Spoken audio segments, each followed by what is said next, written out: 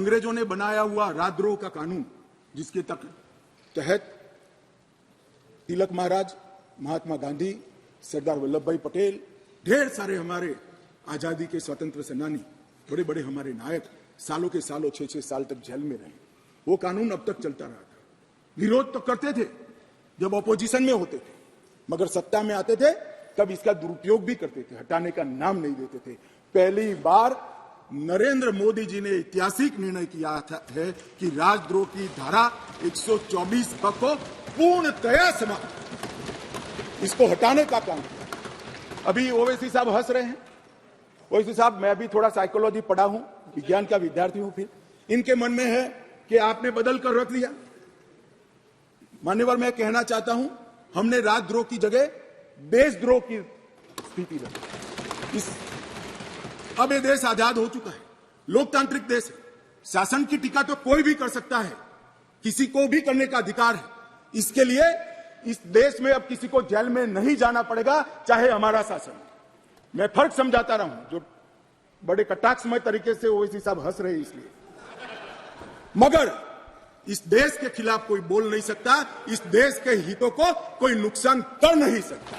इस देश के झंडे, इस देश की सीमाएं, इस देश के संसाधनों के साथ अगर कोई खिलवाड़ करेगा तो निश्चित रूप से उसको जेल में जाए, और जेल में जाना चाहिए। माने ये हमारी सरकार का ट्रस्ट है।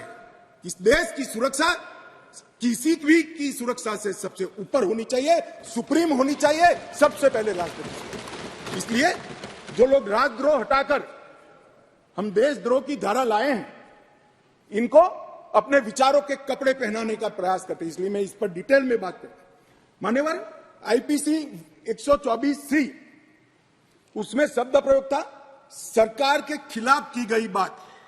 मेरी बात ध्यान से सभी सदस्य सुने। अंग्रेजों ने बनाए हुए कानून में लिखा था 124C, सरकार के खिलाफ की गई बात। बीएनएस धारा 152 जो इसकी जगह आई है, भारत की संप्रभुता, एकता और अखंडता को तोड़ने वालों पर इस धारा का उपयोग है। वहां सरकार शब्द प्रयोग है, यहां देश है, भारत शब्द प्रयोग है। आईपीसी में आसन या प्रयोजन की बात नहीं की थी।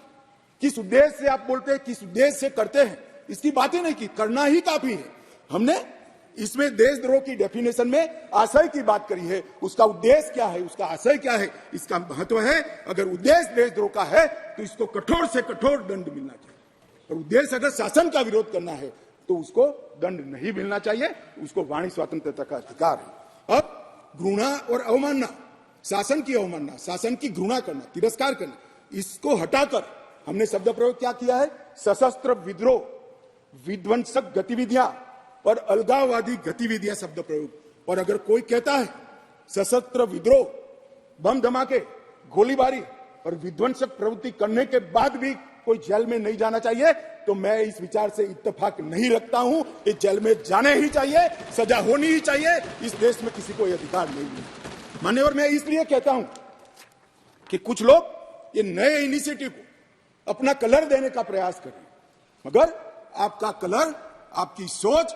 आपके विचार, आपकी नजर आपको मुबारक हो। हम तो संविधान की स्पिरिट को लेकर आगे चलने वाले लोग हैं।